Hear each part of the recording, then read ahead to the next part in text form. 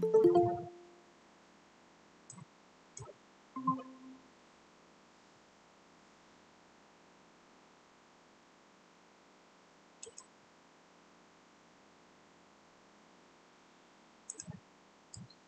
to today's session for the subject Urban Governance and Development Management. This is session 7 for week 7th. I see that only one learner has joined, so I'll wait for 5 more minutes, see if any more learners join, and then I'll start the session.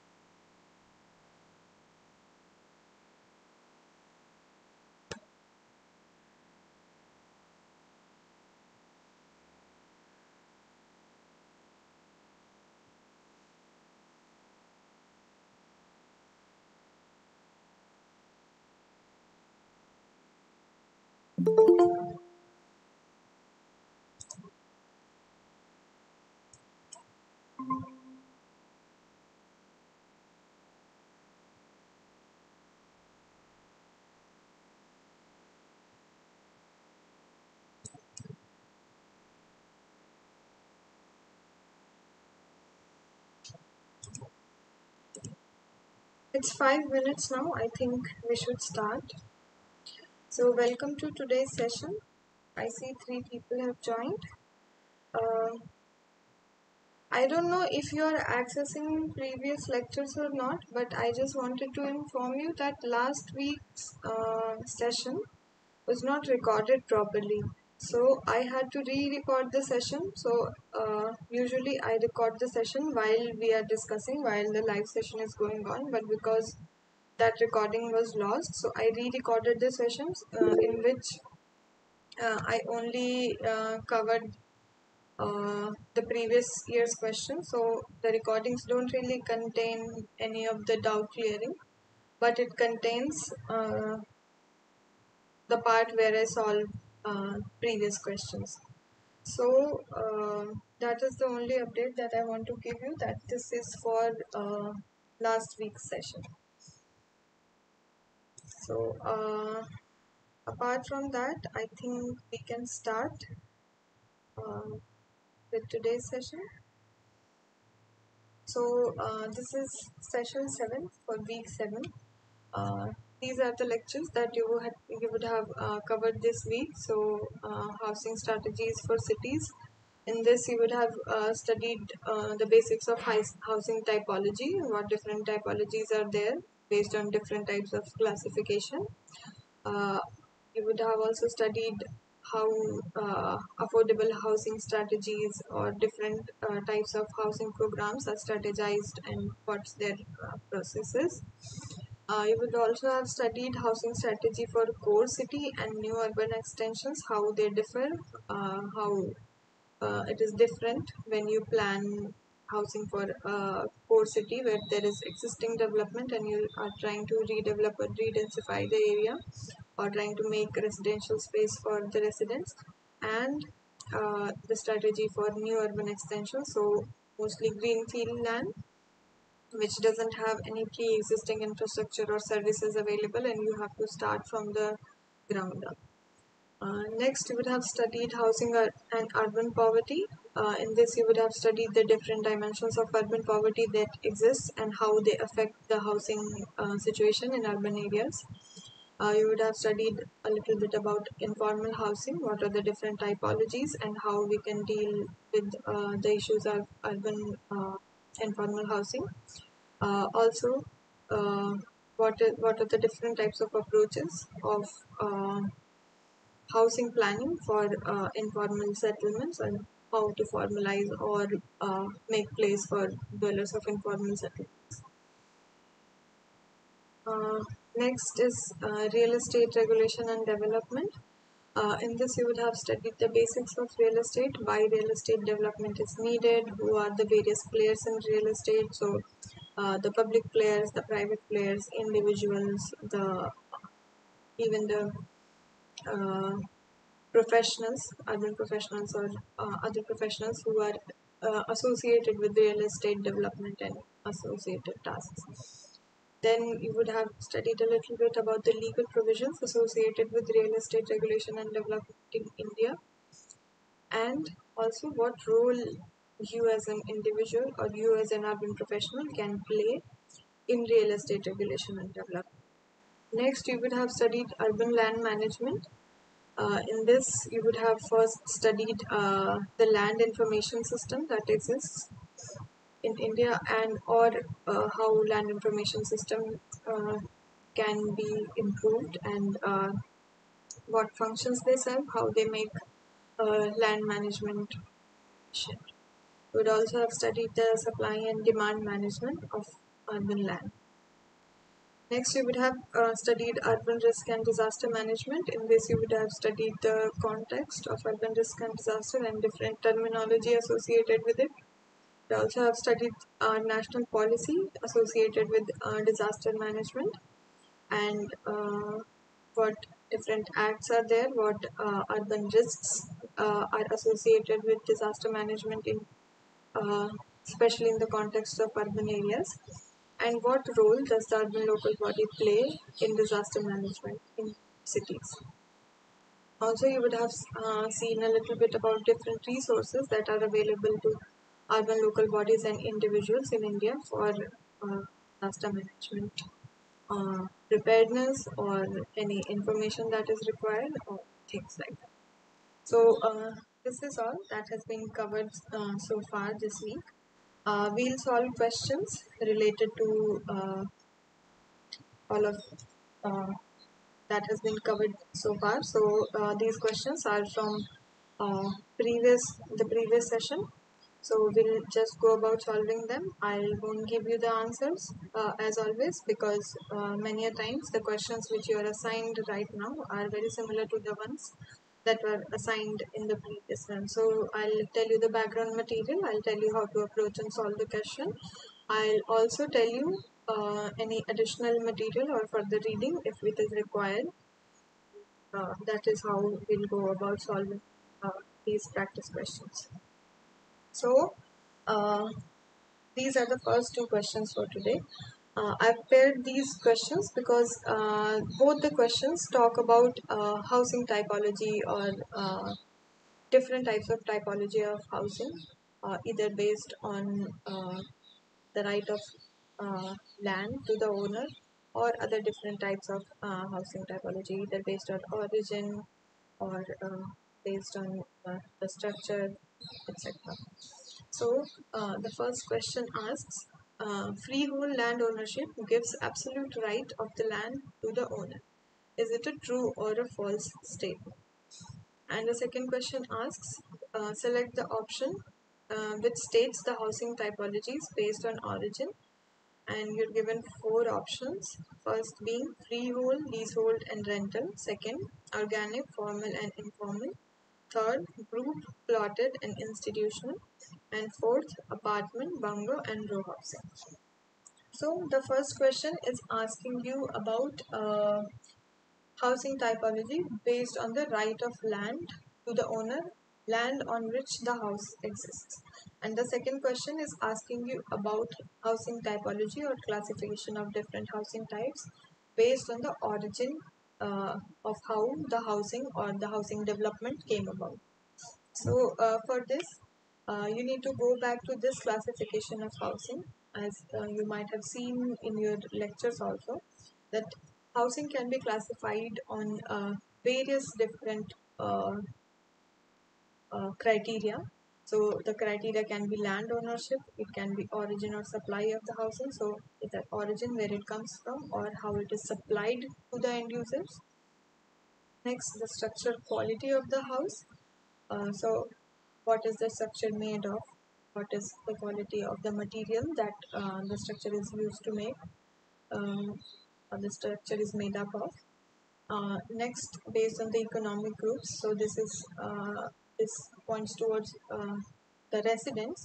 So what economic group or economic category the residents living in that building belong to, and then what built form typology of the houses, and then based on different functionality of the house. So what kind of function does the particular house provide to the residents? So based on land ownership, we you might have studied that there are three different types of classification of housing: freehold, leasehold and rental housing. So freehold is the housing typology or is the typology of land ownership associated with housing, in which the land is owned by the individual. It is not on lease. The all the rights of use of the land and associated resources. So by associated resources, I mean that if there is a building on the land, if there are any natural resources like trees or water body or any other kind of natural ecosystem present on the land, or even the space above and to some extent underground, that space and that resources belong to the person who owns the land or who owns the housing on that land, and they are free to uh, utilize the land and the associated resources in whatever way they want to utilize, and for whatever period of time they want to use that for. So they have the right to use the land and associated resources on their own, considering that whatever use they put the land and resources to is within the restrictions of urban development or any other development restrictions in that particular. So this is what freehold land ownership is. Next is the leasehold land ownership. So in leasehold land ownership, what happens is that the land on which the housing is there, the land does not belong to the owner. Is the owner leases the land from the public organization or the public authority for a particular period of time, after which either the person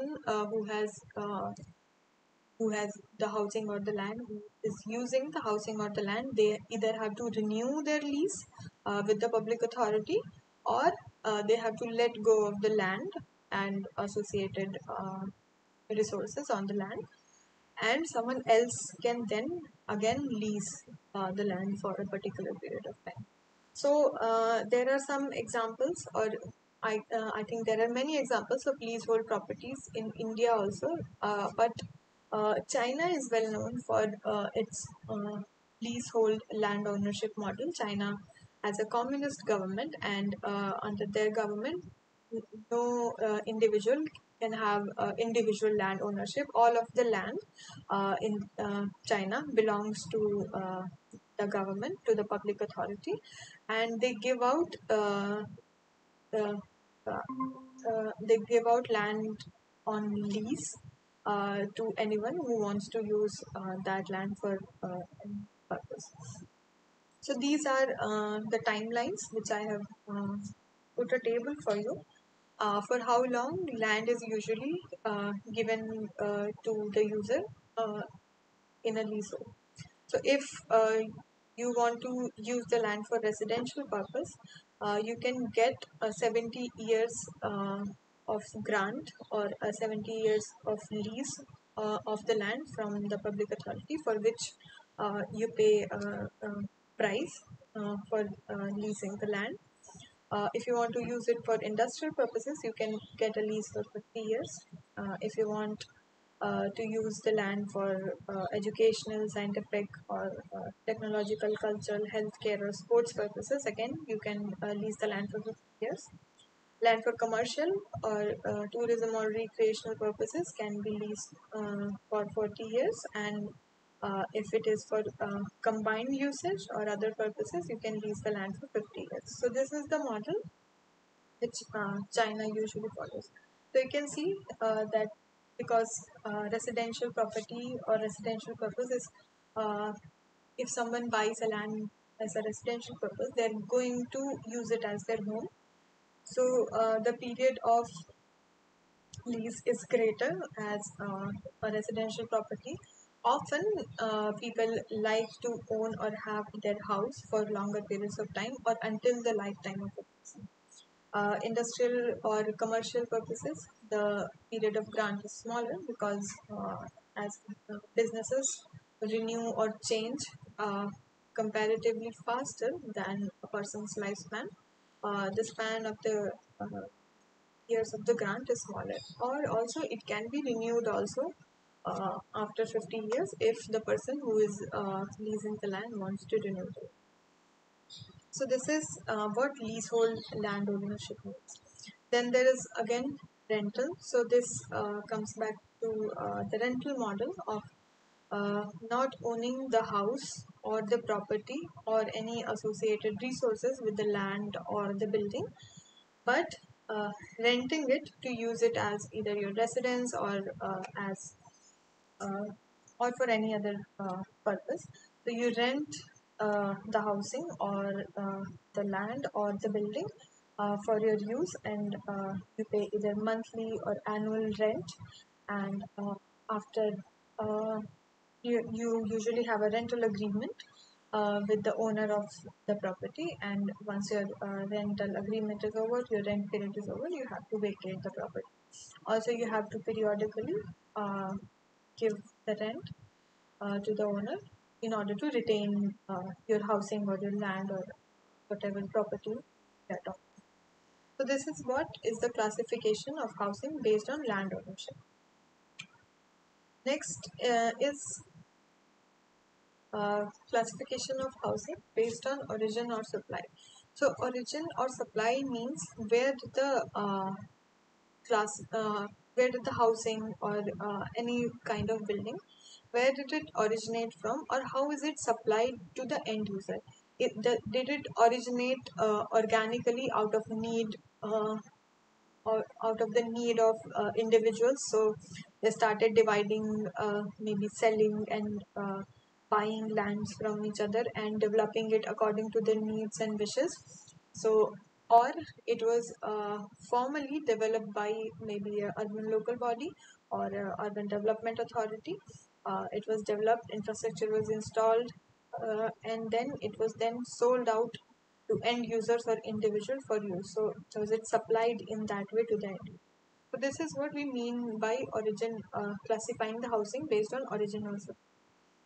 So based on this, we have three types of classification: organic, formal, and informal. So organic is something, so housing or infrastructure which has uh, arisen out of need and necessities and has been developed incrementally by the end users themselves. There has been no planning associated with this kind of development. There is no previous or prior planning to how the entire settlement will be developed. It is only piecemeal planning on the individual level, or how on the plot level, how the plot or the property will be developed or planned. Infrastructure and services are an afterthought in this kind of planning, as they require greater comprehensive planning and cannot be planned on a plot level or by an individual. So that is what organic type of classification. Then there are formal and informal classification. So formal housing is something which has been planned and developed by a public authority or an urban local body or any other governing body. It plans uh, the development of maybe residential, non-residential infrastructure in a particular area and develops the land accordingly. It either develops or divides the land according to the planned land uses, and it then sells or distributes the land accordingly, and also helps in developing some of the uh, infrastructure and services that will be used in that area. So that is what formal housing is, or formal and organized. Then it is informal housing. So informal housing is something which comes up out of need and necessity, uh, from people who do not have resources or methods of obtaining land or housing for themselves.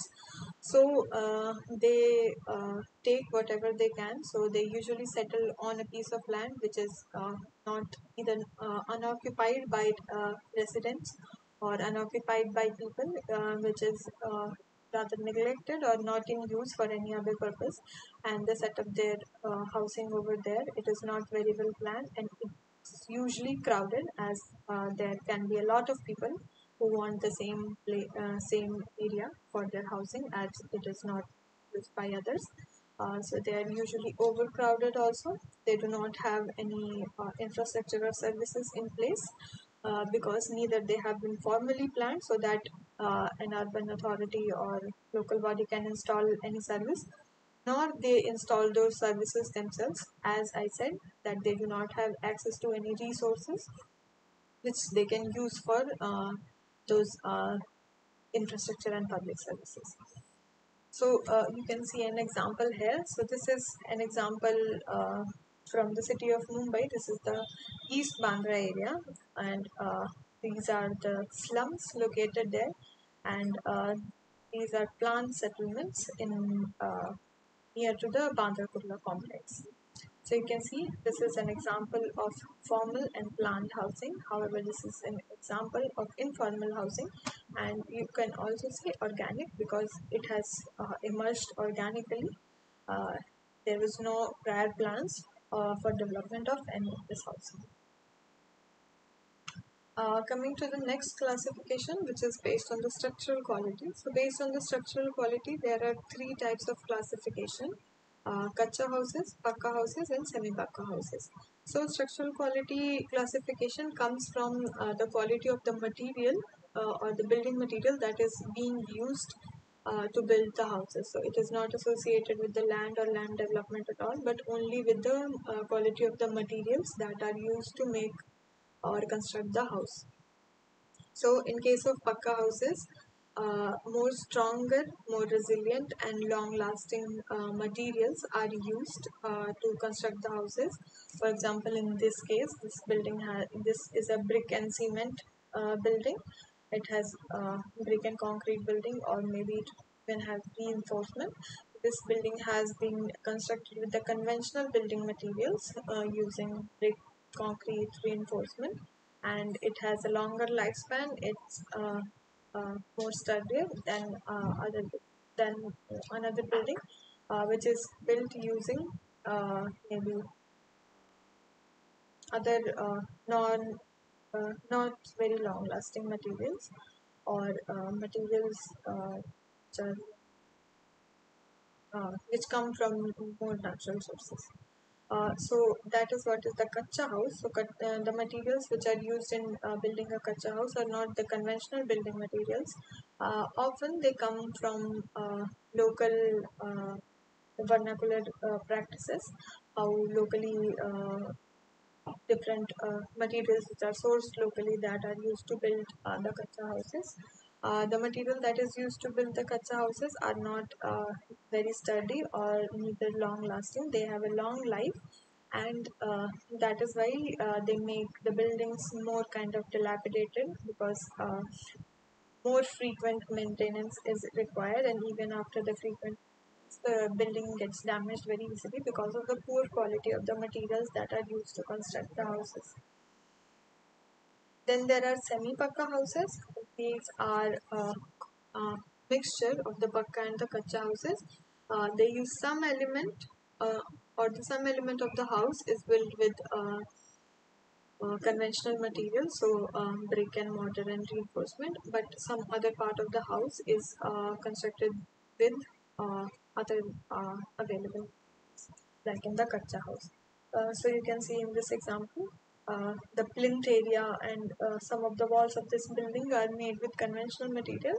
However, the roof and the coverings of the building are made with materials as in the kacha house.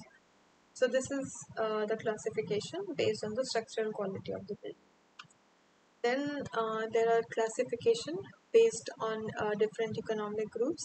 So HIG means high income group, MIG means middle income group, LIG means lower income group, and EWS means economically weaker section. So you can see here, this is an example of a public housing scheme. So you can see there that in the public housing scheme, uh, the high income group simplex is flat. The housing for the high income group has the most plot area, and it has the highest cost and highest EMD. This is EMD is the safety, kind of the safety deposit that you give for uh, reserving the plot of the unit that you want to buy. Similarly, MIG is somewhere between the LIG and the HIG. LIG is still lower, and EWS is the lowest. So you can see, and again, in terms of plot area, HIG has the highest plot area, followed by MIG, then LIG, and EWS have the lowest area to. So this is based on the economic uh, uh, level of economic. ability, or maybe the purchasing power parity, or based on the level of affordability different economic groups have. The economic groups which have high income, they purchase a house with a larger plot area and pay a greater price, and someone belonging to the lower income group or the economically weaker section, they purchase a unit with lower area or the least amount of area, and they also pay a lower price. So this is based on economic groups, and usually any kind of public housing scheme follows this type of categorization in the housing units they construct, so that they can supply the housing to different kinds of economic groups, and they can ensure that they are catering housing or affordable housing to all of the groups in the particular area. Next, classification based on built form typology. So this classification means either uh, low rise, mid rise, or high rise building. So low rise building is any building between 1 floor to 4 floors. 5 floors to 10 is mid rise, and greater than 10 is a high rise building. Skyscraper is another is a kind of a high-rise building, but skyscrapers are usually very high, usually many a times even hundreds of floors. So this is the classification based on built form typology. Last is the classification based on functionality. So what kind of functionality the housing offers. So there can be different types. Some are like transit housing. So housing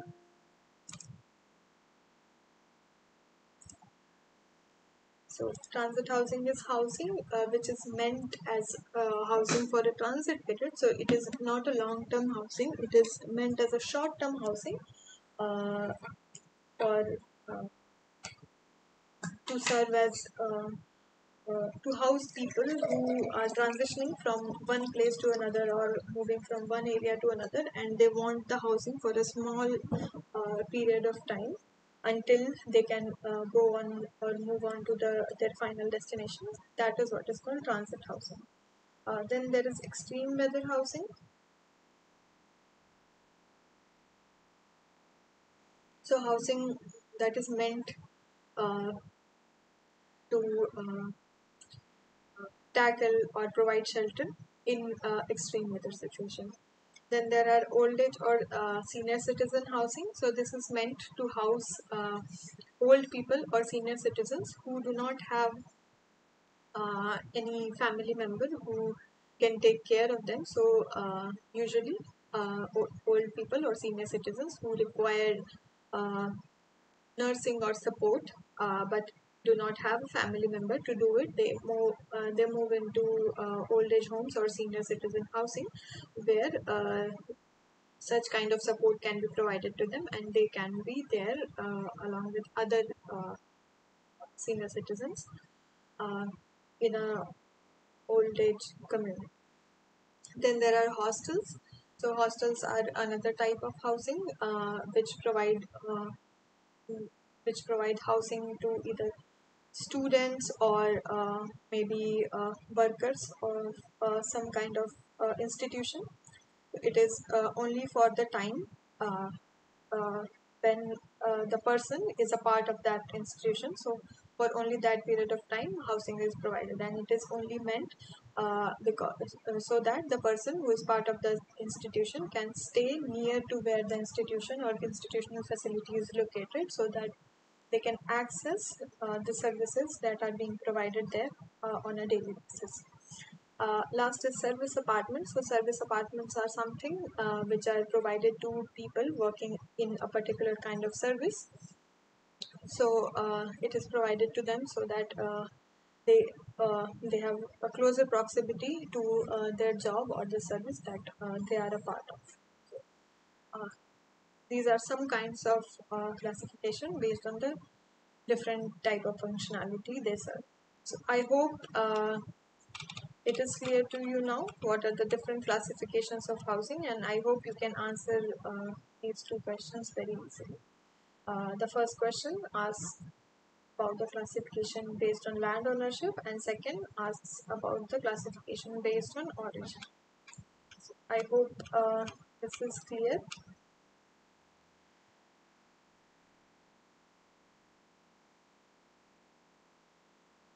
Next question for today is what are the two main types of planning interventions for informal housing? You are given four options: improvement and upgradation, finance and ownership, environmental and physical, and enforcement and demolition. So, there are two very basic approaches that we follow whenever we are trying to strategize for interventions for informal housing. First is the prevention approach, and second is the cure approach. Prevention approach is trying to prevent the formation of informal housing. How we can do that? This can be done by creating enough affordable housing opportunities or enough affordable housing resources that can be accessed by people from different economic groups, so that they don't have to settle for informal housing situation. They can have access to affordable housing, or they can have access to housing which they can afford, and they can live in those housing. This is the prevention approach. Second approach is the cure approach. This comes after informal housing is already there. Uh, the informal housing situation has happened, and now intervention to remedy the informal housing has to be taken. So for that, there are four different types of interventions. First is upgradation, or upgradation of basic services in the informal settlement. In this type of intervention, not much change is made to the housing situation or housing structures or the area, but basic services like water supply or sanitation or solid waste management, such kind of services are provided to the informal settlement. Uh, Next is improvement. So, if already some kind of services which are not very well managed exist in the informal housing, improvement of the services, also improvement of the housing structure of the settlement can be done. So, in this case, both the services, existing sanitation, water supply, or solid waste management services, or any other relevant services, maybe electricity supply or any other thing, if any kind of the services exist, they are improved. Also, uh, measures to improve the housing structure for betterment of the housing structure which might be in dilapidated or overcrowded situation, that can also be done in this type of intervention. Next intervention is redevelopment. In redevelopment intervention, reconstruction of housing site and services is done on the same site. So, uh, the housing or services which are there existing on that site, they are cleared and reconstructed from the ground up, making sure that the building project is financially viable. So, in order to make the project financially viable, usually some part of the land uh, of the uh, of the site where this informal settlement was, uh, it is sold or given out to a private developer to develop it in a way, or maybe the whole project is given to a private developer to develop it in a way that some part of the land can be used to provide a different kind of infrastructure or different kind of housing which does not house the informal settlers, but some other kind of population, so that the profit which comes from that sale can then support or fund the building of the housing or services on the rest of the land, which will then be provided to the informal or the residents or the from the informal settlement. So this is what a redevelopment strategy of an intervention or redevelopment intervention is. Finally, there is the resettlement intervention. In this case, if the land is of very poor quality, or maybe it's located in a hazardous area, or maybe it's not suitable for human habitation because of any other reason, the people who are living in that informal housing in that particular area, they are moved to another land which is more tenable. Tenable means it can be inhabited by humans, and they are relocated to housing which is situated in a different area. So this is the resettlement intervention. So these are the four different interventions for informal housing. I hope it is clear to you now that what are the two main types of planning interventions that can be made for informal housing. Next question for today is under the Disaster Management Act 2000, NIDM has been assigned nodal responsibilities for research and training in the field of disaster management. NIDM stands for what? So this question talks about the Disaster Management Act of 2005, and it talks about NIDM, which is a body associated with the Disaster Management Act and disaster management functions. And this question asks you the name of the particular body that this question is pointing towards. So, the National Disaster Management Act of 2005, it's the basis of all the disaster management legislation and functions which are present in the India. So, it further created basic for legislation or of disaster governance at different levels in India. First, it uh, acted as the basis for creation of disaster management authorities at three different levels. The National Disaster Management Authority at the center, the State Disaster Management Authority in each state, and then the District Disaster Management Authority for each district. Also, a National Disaster Response Fund, or the NDRF, was set up to work towards disaster response activity in case of a disaster. So, in case of a disaster, this funds provides the funding that is required for all of the response activities in case of a disaster. Also, this act set up a think tank body for research and development on India's disaster management. So, maybe what different kinds of disaster exist, how can India deal with them, what capacity requirements are there, so or capacity building requirements are there, how can capacity building can be done. So NIDM even does a capacity building exercise. So this organization, this think tank research development and also capacity building organization is called as NIDM. And this question is asking you the name of this NIDM. So I hope this is clear. I have also attached the link to NIDM website. So if you just click on through to this link, it will take you to the website of NIDM. And if you want to see maybe what the body does, you can see their vision and mission statements, their strategic plans. As I mentioned, they do a lot of training and a lot of capacity building. You can see that also. You can see their reports and their publications, their training modules, their case studies, research, and a lot of different reports and research that they have done on Indian disasters and Indian disaster management. So if you want to access any of that, you can access this. They also have very good training and workshops. So if you want to attend or build your knowledge or understanding of disaster management in India, you can attend their trainings and workshops. Most of them are free of cost. So if you would like that, you can attend these as well.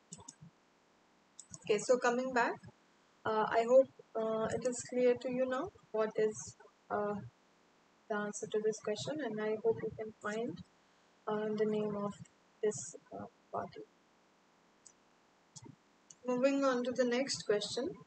So, the next question is the major causes of homelessness are extreme poverty, absence of family, abandonment by the family, and family abuse. Is this a true or a false statement? So, as you would have studied in the lectures, that the lecture says that the major causes of homelessness are extreme poverty, absence of family, abandonment by the family, and family abuse. So, the reason that poverty is a cause of homelessness is almost 46% of the time. Poverty is the reason behind homelessness. 11% of the time, it is absence of the family. 10% of the time, it is abandonment by the family. So, even though the family exists, it's not absent, the family abandons the person who then becomes homeless. And 6% is because of family abuse. So, the person suffers abuse through the hands of their family, and in order to get away from their abuse, the person tries to get away, and in uh, that course they become homeless. So these are the figures mentioned by or mentioned in the lectures. However, there are many other cases or many other causes for homelessness, and it is often very difficult to identify and pinpoint one specific case for homelessness. For example, unemployment is a major cause of homelessness in India. There is the NSSO report, which found out that about 5% of the times, uh, the homeless person or the household which becomes homeless, they were headed by someone who was unemployed. So because of that unemployment, they became homeless. Sometimes it is because of displacement also. So like for displacement due to natural disasters, that is another cause of homelessness in India. Thousands of people are displaced every year because of floods or droughts or any other disasters. Often, there is no single identifiable cause of homelessness. Multiple factors like migration, employment opportunities, poverty, failure, or failure of housing supply system, violence, erosion of family support, uh, some political reasons, maybe ethnic and social turmoil, maybe a natural calamity, maybe physical disability of the person stopping them from making a living, maybe mental illness, and then society turning on them because of social stigma, maybe substance abuse. There are a lot of reasons which often uh, are compounded together, causing a person to become homeless. It is difficult to identify one single cause of why some person becomes homeless. Sometimes it's even social constraints like rigid caste hierarchies or religious discriminations, which push people out of their homes or villages or the place where they're staying. This type of migration or this type of displacement of people is sometimes known as distress migration. So there are all these different causes that can cause uh, homelessness, and it is often difficult to identify one single cause. However, these are the metrics that are provided uh, in your lectures, and you should answer this question based on these metrics only. So I hope this is clear. On to the next question. Uh, Next question is Real Estate Regulation and Development Act RERA is an act passed by the Parliament in year, and you have been given four options: 2001, 2008, 2014, and 2016. So, the Real Estate Regulation and Development Act, or you might know it as the RERA Act. This question pertains to that particular act, and it's asking in which year the act was passed. So I won't tell you the year, but I'll tell you what this question is talking about. It's talking about the Real Estate Regulation and Development Act. When by passing of this act, a regulatory authority at state level has been established in most states which have enacted or applied this act in their particular state. They have developed or they have made a state level authority which acts as a regulatory authority and regulates all the real estate development activity in the particular state. This act also provides a framework for registration of all real estate development projects, and the projects can be registered with the regulatory authority. It also states the duties of the promoters. Promoters are the developers who are developing the particular real estate project. It states clearly the duties of the promoters. It also states the rights and duties of the allottees or the end user who is going to purchase the real estate unit. It also sets up and or provides the framework to set up an appellate tribunal uh, to carry out any or to sort out any disputes or cases of misconduct in the development of real estate project. It also sets out different penalties for different kinds of offenses that the promoter or even maybe an allottee can, and it also provides a framework to set up finance and accounts for development of the real estate project and how the finances and accounting of the real estate project will be done.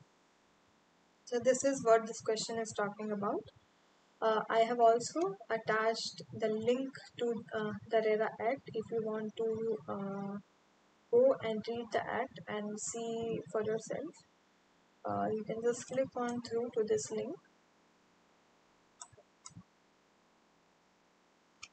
and go to this page. So this you can see. This is the Real Estate Regulation and Development Act. See,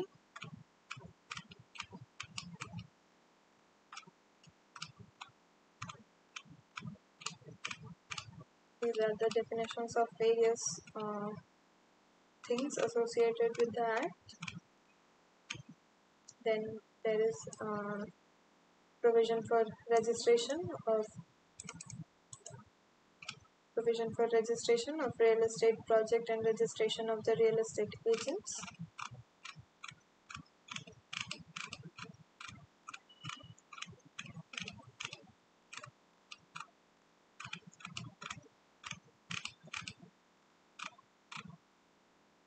Then you can see here functions and duties of the promoter. So the developer who is developing the real estate project or who is getting the profits from the development of the real estate project.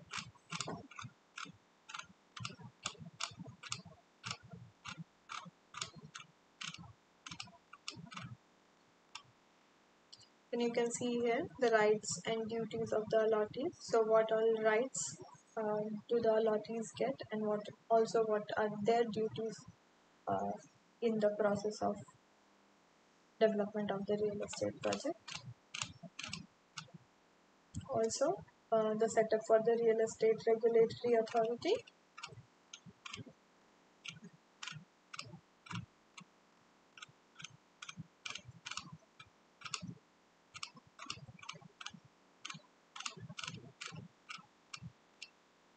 And the setup for the Central Advisory Council, and the Real Estate Appellate Tribunal for resolving any issues.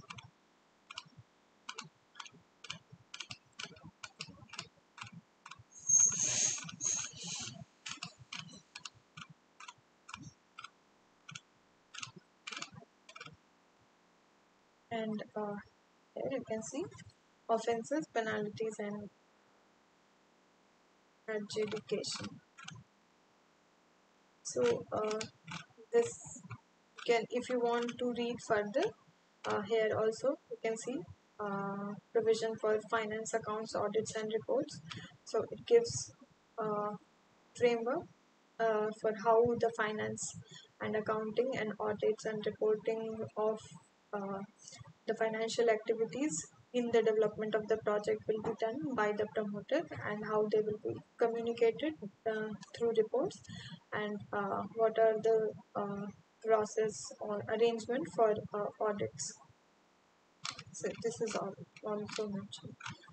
So this is what is mentioned uh, uh, in the Real Estate Regulation and Development Act. So if you want to read the further details, you can access this and read at your own time. So I hope this is clear. I think you can find out the year also, the year when this act was passed, if you go to this document. And I hope there are no more doubts about this question. We'll move on to the next question. So the next question for today is, consider the following models for slum improvement and choose the option consisting slum improvement model focused on slum upgradation and quality improvement.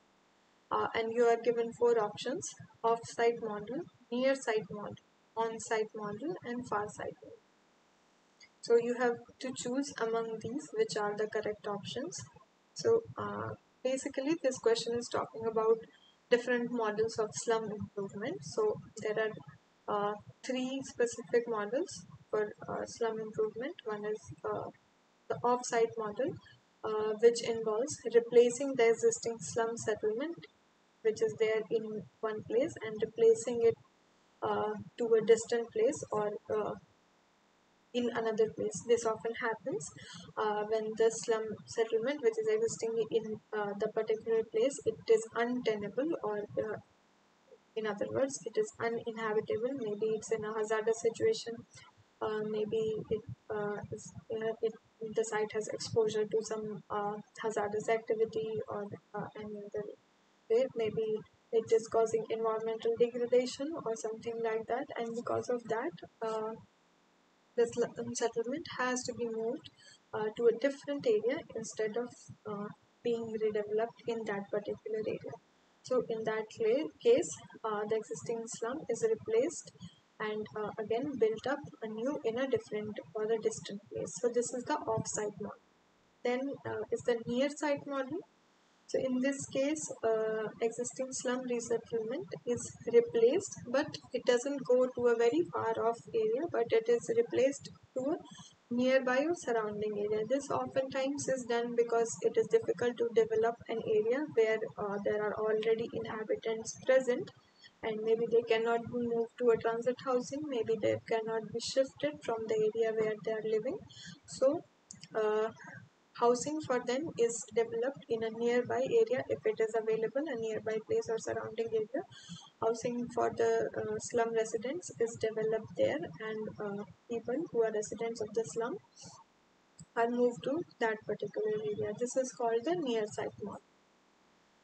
Then there is the on-site model also. So in the on-site model, the existing slum settlement is replaced in or built in the same place. So either the people are moved into a transit housing situation, or maybe the housing is built incrementally by removing a little population at a time, and housing is built on the same site where the existing slum was there. Sometimes it is even retrofitting and uh, improvement or such kind of thing also, and the slum is improved or replaced on the particular site only where it was pre-existing. So this is the on-site model. So you can see the first two uh, off-site or near-site model are types of resettlement or resettlement kind of intervention, where the population is taken off the land where they were settled and they are resettled into a different land. However, on-site models are models of either improvement or upgradation or redevelopment. As you might remember from here, that improvement is improvement of the services or the housing structure. Redevelopment is reconstruction of the housing site and services on the same site, and resettlement is the case where housing is being located on from a non-tenable land to a different kind of. So I hope this also is clear. Uh, Off-site model is replacing the existing slum settlement in a distant place. Uh, so the tenement can be the tenement that is provided later. It can be in walk-ups. It can be a low-rise colony that is provided. Sites and services also can be provided in the particular area. In near site models, replacing the existing slum uh, settlement to a nearby place or surrounding area is done, and small tenements are given, and acquisition of a nearby vacant land or nearby land is done in order to develop it uh, for the people residing in the particular area, and or sometimes uh, for low compensation and more number of tenements are made so that they are affordable, or the building project is viable, or and the people living in the slums can be housed in that area. And as I mentioned, near site models are often continuous processes as slowly uh, uh, the population living in one area is moved on to the nearby vacant area as the housing or the building project progresses. On-site models, as we just saw, it's in the same place, so either improvement, upgradation, or redevelopment takes place. So I hope it makes clear that uh, it makes it clear about the different models for slum improvement and slum upgradation, and hope you can choose the correct answers from the options given. Next question is, consider the following methods of urban land management and select the option consisting participatory method of urban land management, and you are given four options: land pooling, land acquisition, LUDCP, which is land and I think development control planning, land use and development planning, and last is guided land development, and you have to choose among. So uh, this question pertains to the different types of land supply management systems. So I'll tell you about the land supply management systems and what different types exist. So first, land supply management is from land acquisition. So in this case, land is supplied, or land supply management is done through acquisition of some land. So it can be done through expropriation, which is uh, acquisition of smaller parcels of land, or through large scale or bulk land acquisition. This is supported by the Land Acquisition Act of 1894. This act was further improved and amended in 2013, and again amended again to make suitable changes, because a lot of the time land acquisition process uh, robs people of the land which they had, and many a times it is an unjust process, and because of such kind of acquisition schemes, many a times people suffer and they lose their land, and many times even livelihoods associated with their land. Land acquisition is a time-taking process, and it is only suitable for public projects. Next is uh, the LUDCP, or Land Use and Development Control. So in this type of land supply management, land supply is managed by identifying or organizing or planning land use in a particular way in order to make land available for particular projects or particular kind of development, and also uh,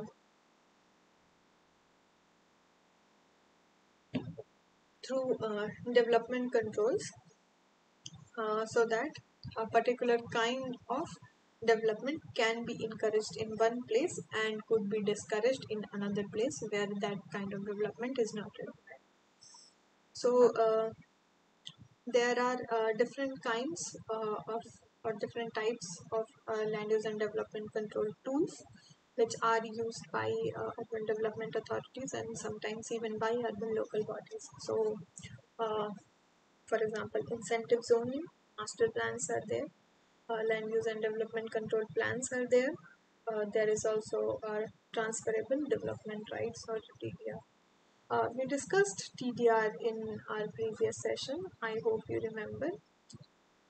Can anyone of you tell me what TDR is? Transferable development rights. You can just uh, unmute yourself and tell, or maybe you can even write in the comments, or not in the comments, in the chat box.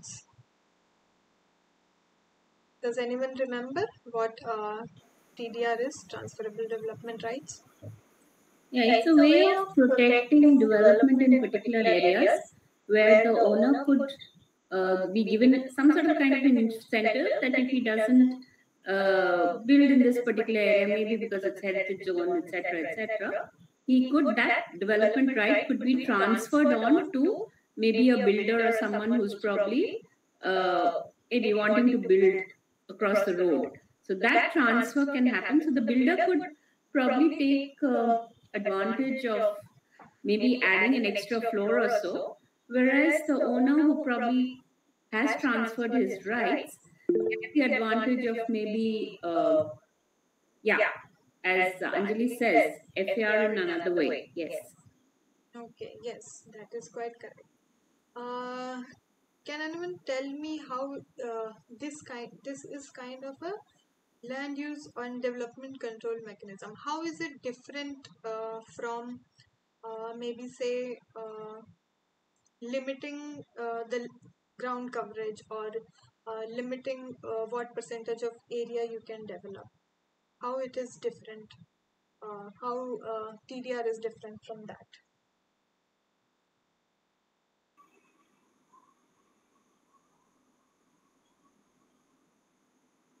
TDR is different from, you're saying, the ground coverage footprint. Yes, some, as you said, that sometimes if you don't want to have development in a particular area, so the person who owns that area can transfer his rights, or maybe FAR. He can transfer his FAR to another person who wants to develop more. So ultimately, the person who has transferred his FAR, he cannot develop as much, or maybe he can't develop his land entirely, and another person can develop more. But if you can install such kind of development controls even by installing uh, ground coverage regulations, that you can only develop this percentage of your land, rest you can't develop, you have to keep as an open or green space. Yeah, so maybe you increase the height, no? FAR is increasing, so you're getting those extra stories of heights there. But how Extra are the two yes. different? Sorry? How are the two different? Footprint is different, no? It's basically what is the coverage you're getting on that particular plot. So the footprint vis-a-vis the open area. So it's the open area, built area comparison there. Now, if the rights have been transferred to the person across, I mean, whoever the person is, the builder, etc., the builder, etc., can get an one floor, two floors, etc., based on what is the FAR that is permissible there, and the owner who has transferred it gets certain incentives in terms of a certificate which he or she can encash whenever required, based on who is buying from him or her. Okay. Can anyone tell me then what incentive zoning is? and how it is different from TDR?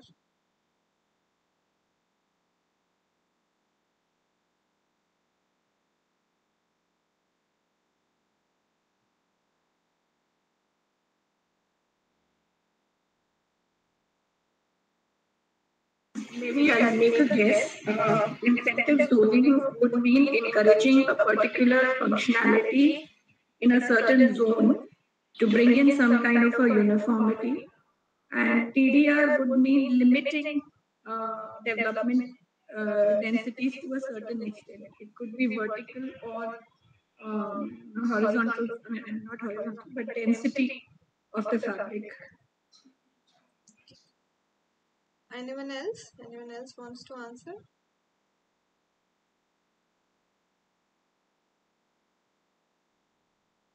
Shweta, do you want to answer? I see another person, but I'm sorry, I can't read your name. If you want to answer, you can even type in the chat box.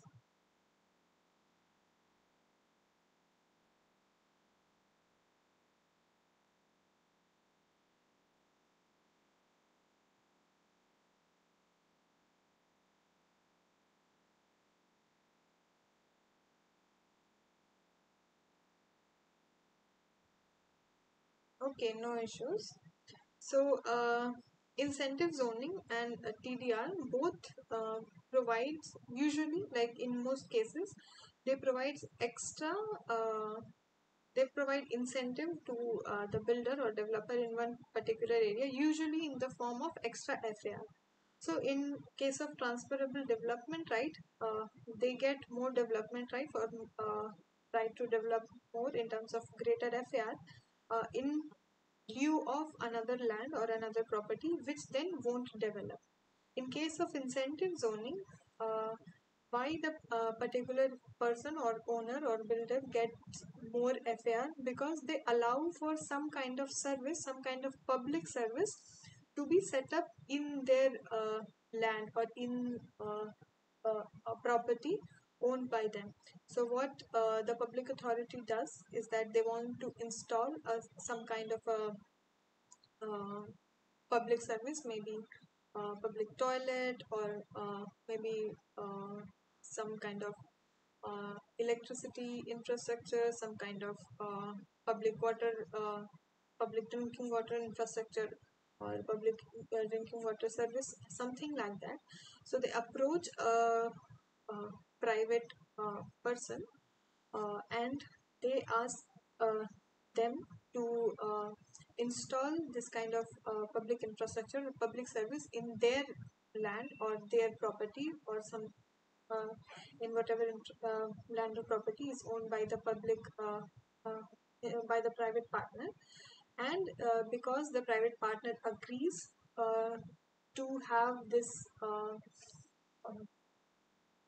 public service in their land or in their property, they get the rights to develop or build more or greater FAR in their particular uh, land or property. So this is what incentive zoning is. So this is the difference between TDR and incentive zoning. That in the case of incentive zoning, mostly it is some kind of public infrastructure or public service being installed in the land of a private person or a private developer. So I hope this is clear. So these are some examples of land use and development control tools. Then there are assembly projects or assembly type of management systems for increasing or managing land supply. So either plot reconstruction or land pooling or land readjustment projects, which usually come under town planning schemes. So existing plots of land, sometimes they grow organically, so they are haphazard and they do not have enough space for installation of infrastructure like roads or streets, etc., and maybe water supply lines or sewage lines, etc. So the plots or lands are readjusted, they're reconstructed, they're redistributed to the owners in a way that they get a, a proportion of the land back also, and then again they get back particular infrastructure and services also, which earlier they did not have access to. So these things come under town planning schemes. Then there are partnership models also. So partnership models sometimes include guided land development, sometimes joint land development. So in most of the cases, a private player or private developer is brought in, and their expertise in developing the land is used, and the models are sometimes the private individuals and the government, or other times it's even the private developer, the government, and then the private individuals who own the land also. So this is the private partnership or partnership models where private partners are also. Yes, I'm going to answer that. Incentive zoning is a land regulation strategy that allows property owners to receive certain benefits or exemptions from zoning restriction in exchange on meeting certain public goals or objectives. Yes, that's very correct, as I mentioned. So often these public goals or objectives are associated with installation of some kind of uh, public infrastructure or public services in that particular uh, land or area, for which they get additional benefits, which often is more FAR. So I hope these different models of land supply management is clear to you, and I think this will help you in answering this question. So also the question talks about, I think, whether particular mode of land supply is participatory or not. So you can see here that the land acquisition, uh, it is compulsory acquisition, yes, but it is not participatory in nature oftentimes, because it is acquired by a public body, and even if the private individuals whose land is being acquired, if even if they don't want to participate in the acquisition, they don't, and oftentimes they still end up having to give up their land. Even after they give up their land, they have no say in how the land will be developed. So ultimately, the land development or the supply management, or how the land is supplied and managed further, it's not a participatory process, and the individuals do not participate in. It is a long-term process. Transparency and satisfaction are questionable and vary case to case in case of land acquisition. Many a times, the processes are not satisfactory to the individuals, they are not very transparent also, and often they are unjust. You need dedicated and expert manpower to uh, follow any kind of land acquisition project.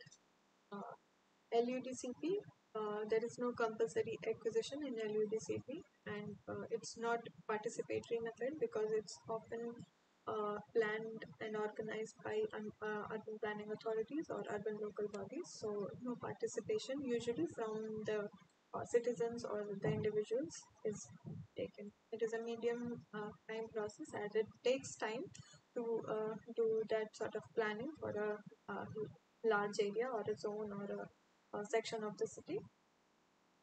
Uh, Often it's not very transparent and cannot ensure satisfaction, as again it is not participatory. And yes, dedicated manpower is needed for that amount of planning.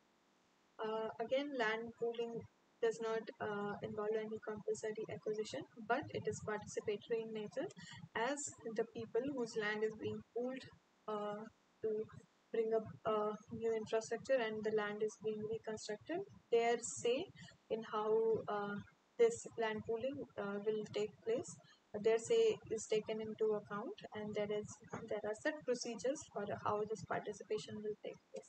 Usually, these are more acceptable because the process is very transparent, and it tries to ensure that the wishes of uh, all the people participating in the pooling process are taken. And yes, still manpower is needed into this because it's an extensive process of acquiring, recording the details of lands and plots of each individual and trying to make or readjust the land in a way that each individual still retains their parcel of land and also gets access to infrastructure and services. Guided land development is again, it doesn't have any compulsory acquisition, but again it's not participatory in nature, and it's a short time, it requires a shorter amount of time compared to all other processes. Again, as it is not participatory, the transparency and satisfaction are sometimes it can be there, other times it can't be. And again, dedicated manpower is needed for this. So I hope it is clear to you now what the different models of urban land management are and what the answer to that question is. So this is another question. This is not from the last session, but even from a previous session. But I kept this question because I think it is an important one. So this question asks that a land information or LIS is a geographic information system with cadastral and land use mapping typically used by local governments. Is it a true or a false statement? So can anyone tell me what cadastre is or what is cadastral maps?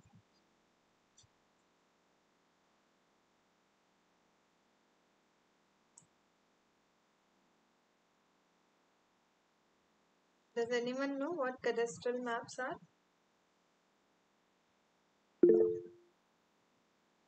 Anjali is saying topographical features. Anyone else?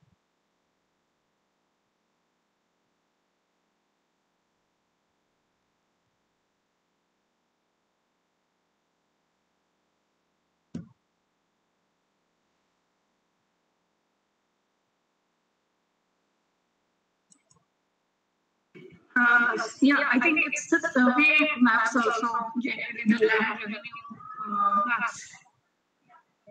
Anjali is saying it's the survey or the land revenue maps. Shweta, do you want to answer?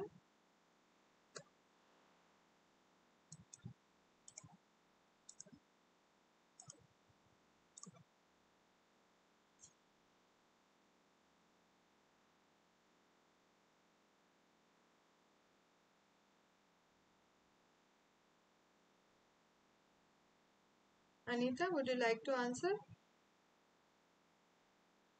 No idea. No idea. Okay. I'm not too sure whether it's a survey map. I don't know. Not sure. Shweta is saying it has no legislative basis. Okay.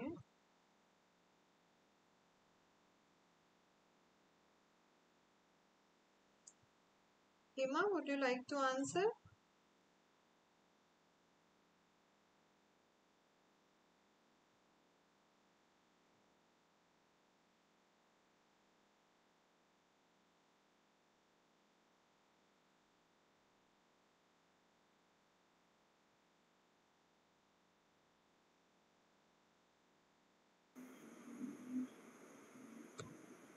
Are they ownership maps?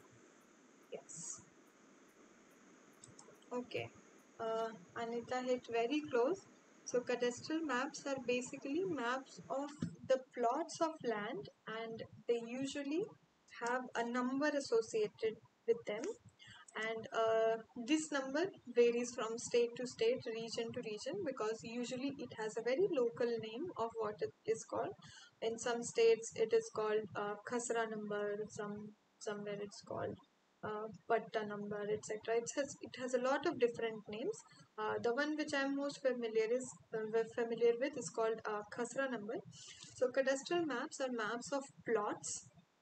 Usually they are not to scale. Usually they do not have they are not very representative of the real world, or the how really the lands are developed, but they represent the size and dimensions of the particular land or particular plot, or even the smallest plot, and the owner of the plot. So each land has a particular number associated with it, which usually it's called a khasra number, or sometimes another kind of number. And it is this map actually tells who is the owner of the particular plot of the land. So, cadastral is a method of registering land designed. It is designed to ensure the rights of the individuals and the state of their property, the state in which their property is. So, this is what a cadastral map is.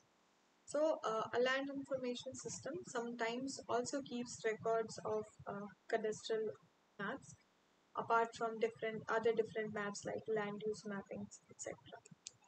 And these records are usually maintained by the local governments, as they are in charge of these kinds of maybe change of ownership, maybe registration of a land in a particular person's name, etc. So, for management of all such kind of ownership information, maybe division of information regarding division of particular plot, etc. For all of this, land information system is one kind of a uh, geographic information system, which can be used for land surface modeling and data assimilation framework, and it can make the maintaining of records of maybe cadastral maps or land use maps uh, easier and more efficient. So you can see I have provided an example here of the land records in uh, the state of Jammu and Kashmir. So this is their website.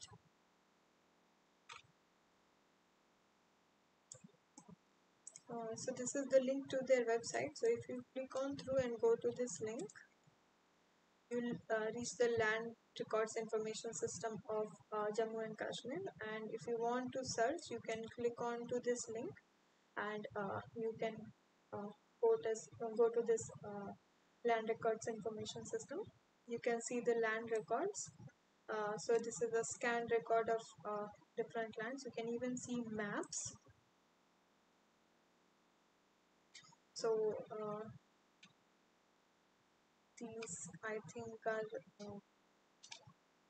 different districts, and some for some parts detailed maps are available, for some are not. So these detailed cadastral and plot maps are also available, like you can see here.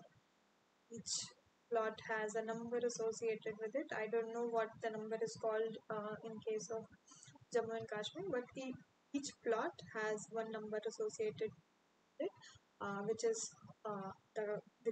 which goes into the cadastral record. So this is an example of the land records information system, and this is for the state of Jammu and Kashmir. You can see records are not available for all parts of Jammu and Kashmir, but for some parts they are available. I just wanted to show you this as an example.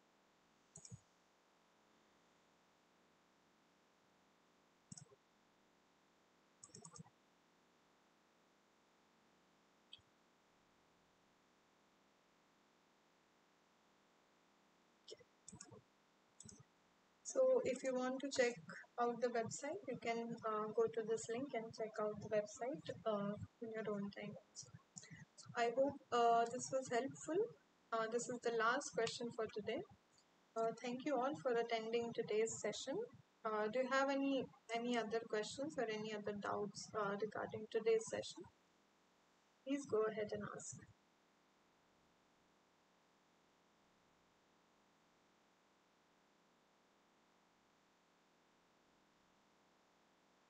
I think I just needed a little more clarity on TDI. If an example can be discussed. I mean, I just want to understand. Yeah. Again, what did you say? I didn't get your question.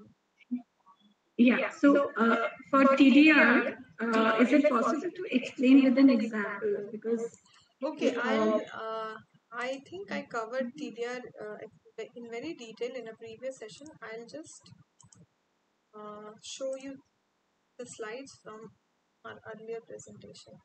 Does anyone remember in which week's session we saw TDR? I think last week or the week before, one of the two. The last week or the week before. Chances are last week, I think.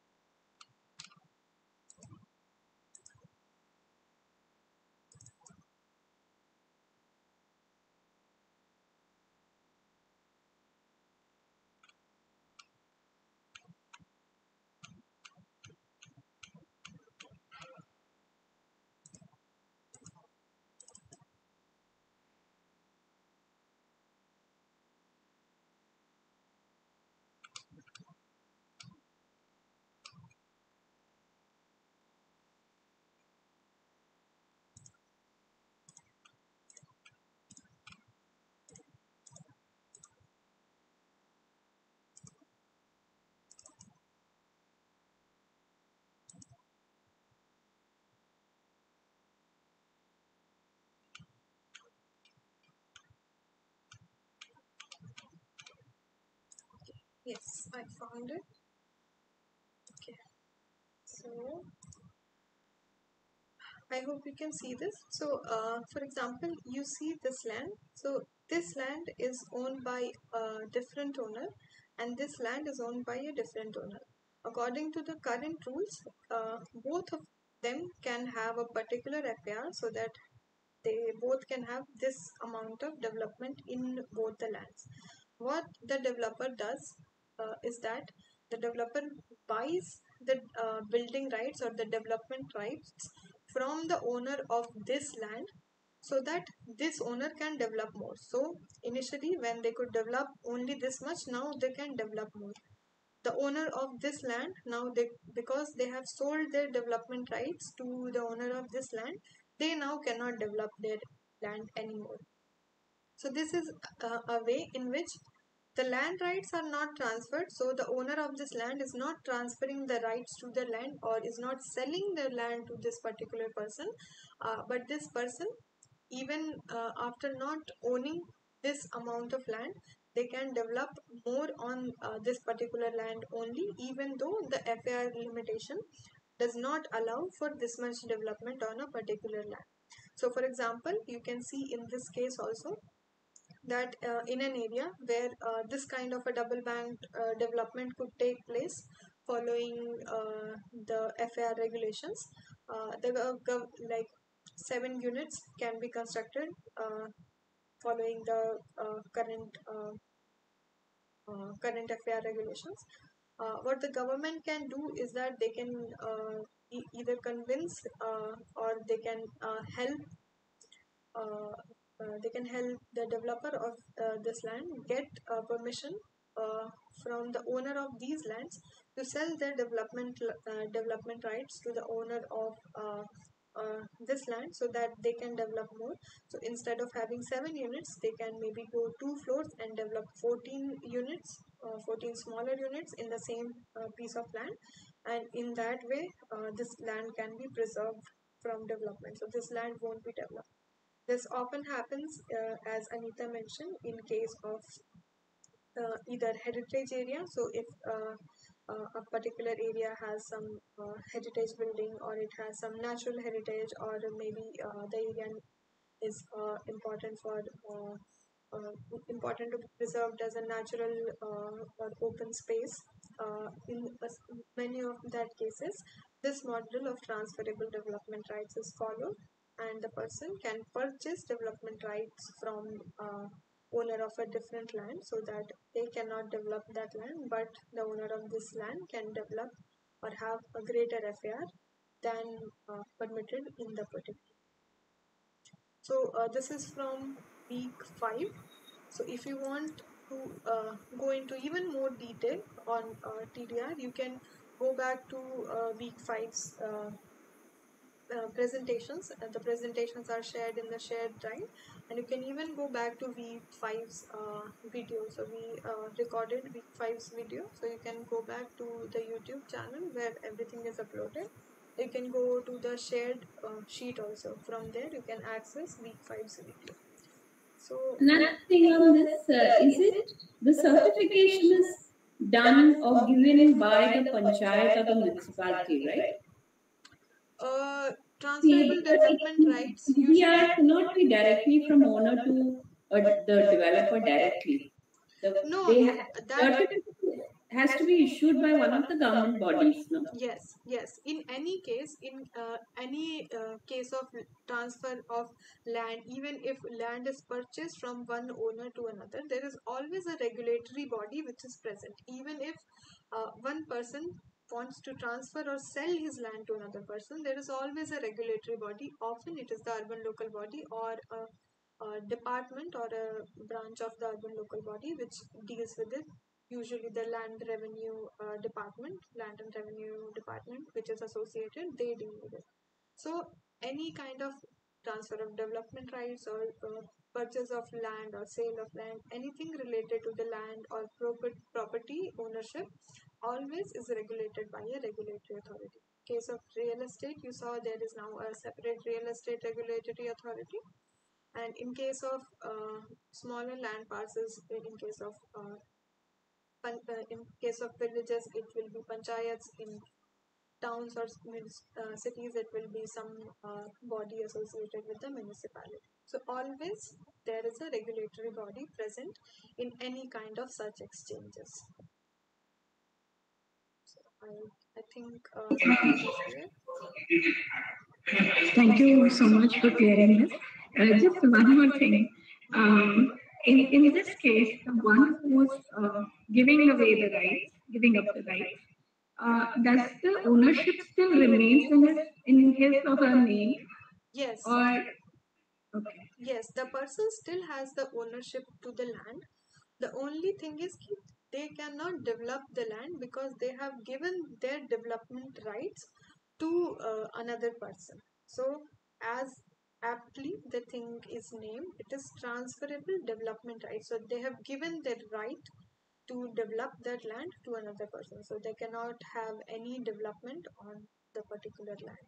The ownership still remains with the same owner. Ownership doesn't transfer, only the development rights transfer. I hope that was clear. Any more questions?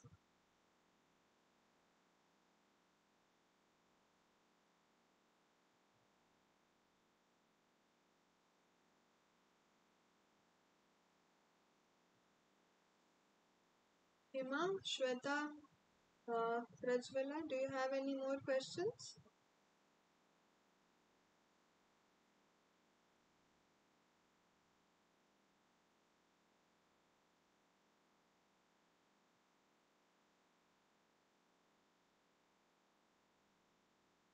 I'll wait for 5 more minutes. If any one of you has any more questions, please let me know. You can either unmute yourself or you can type in the chat box. I'll wait for 5 more minutes.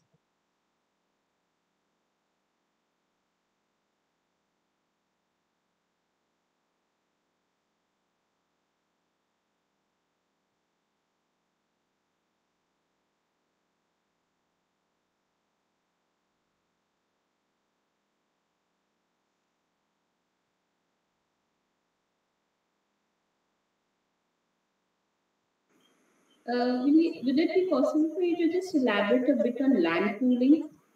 Okay. Land pooling, did you see any of the examples which were discussed in the lectures? No. I mean, in the lectures, yes, but other than that additional matter, I didn't read. No. Okay, I'll quickly pull up one example so that it is easily explainable. It's easier explainable with kind of a visual of the land pooling scheme.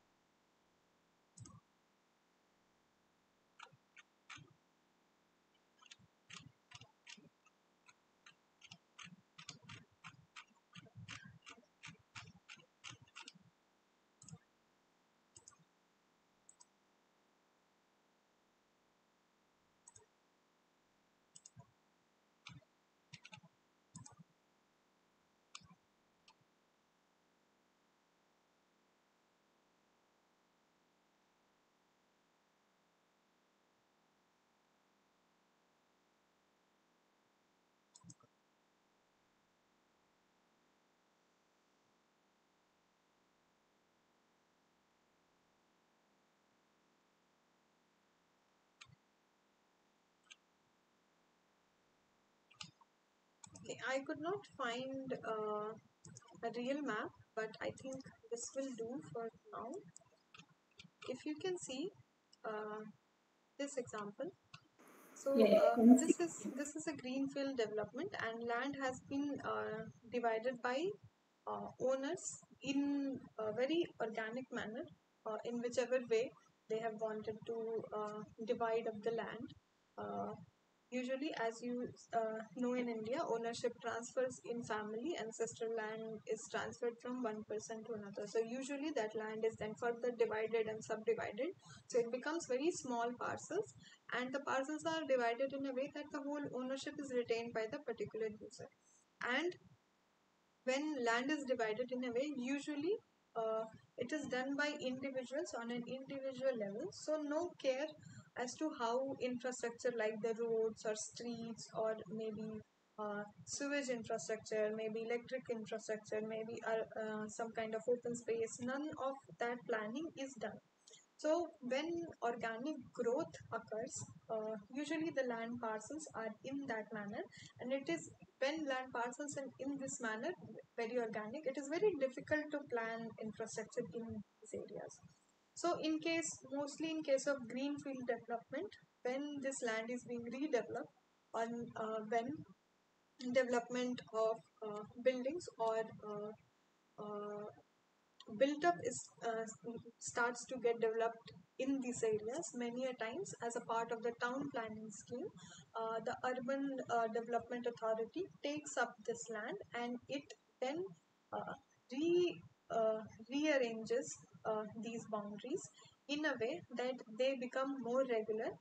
But again, you can see that this is a bigger chunk of land, so you can see this plot is bigger, the plots next to them are smaller, so the plot next to them are smaller. This plot has been retained as an open area, which is there. But mostly, what the urban authority tries to do is that they try to retain the parcel of the land which a person has in that particular place. They try to have that land in the same proportion. So, a person with a bigger land parcel will be given a bigger plot at the end of the readjustment, and a person with a smaller plot will have a smaller land. They have to give up some part of their land in order for infrastructure to be developed in that area. So for example, you can see in the organic development, the streets are not very usable, they are very narrow, and they are not organized very well for traffic thoroughfare. So this is one case for road infrastructure development. Sometimes people have to give up some piece of their land for sewage infrastructure development, sometimes for stormwater drainage infrastructure development, sometimes for solid waste management infrastructure, sometimes for water supply infrastructure.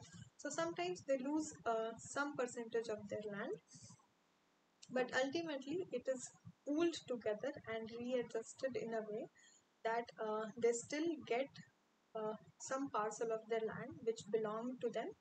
But now, because they agree to let go of some percentage of their land, they get upgraded infrastructures and services in their lands. The lands become more organized, and then it has access to the basic infrastructures and facilities. So this is what land pooling or other town planning schemes like readjustment, etc., are based on. So I hope this was clear. Any doubts? Thank you.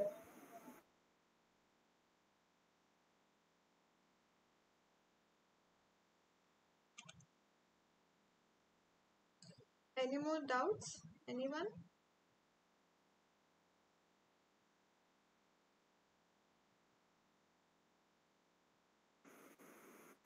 Land pooling can have a private and the government entity together in most cases. Yes. But can it be just private entities together without any legislation? It can be a mutual decision between private entities. Is that allowed? Usually it is not very feasible when only private entities develop a land, but there are examples when only private entities have come together to develop land. I think Gurgaon is a very good example of only private entities working together to develop a particular area. So Gurgaon has developed very quickly. Earlier it was a lot of greenfield development and a lot of new built up areas and new infrastructure has come up in Gurgaon in the past few decades, and most of the development in Gurgaon has not had any intervention from a public authority and has been done mostly by private players. So it is individual owners and then private players. But again, a lot of the time, these kinds of developments are unjust because it does not have a regulatory authority or a regulatory body, and many a times they are not even they do not even follow the basic infrastructure or level of service guidelines which should be adhered to. So it is good to have a regulatory body or a public body who can overlook and see how the land is being developed. But in many cases, as you said, only private players, so the owner, individual owners, and a private player, in many cases, those kind of developments also occur. If you want to read further, you can read the case of Gurgaon. Gurgaon is a textbook example of this kind of a situation where a private player has developed or undertaken most of the urban development in that area. But it has added a lot to the urban chaos there also. But there are a lot of studies which point to, I don't know if you have heard, but there were a lot of cases of land acquisition, unjust land acquisition, and disputes between the private developer and the owners. And also, Gurgaon is famously known to flood, even if it rains very little in Gurgaon. So it is famously known to have very poor stormwater management infrastructure. So obviously there are some good parts. Private players often focus on economic development of that area and they keep that in mind while developing that area. But they often overlook the long-term impacts of certain kinds of urban development in that area. So it's not a win-win situation. There are some wins and there are some losses also. So if you want to read, you can read on the Gurgaon situation. There are many cases. A lot of several people praise also such kind of very fast development which is supporting economic growth in that area. And there are negatives or downsides also to such kind of development. Thank you. Any more questions?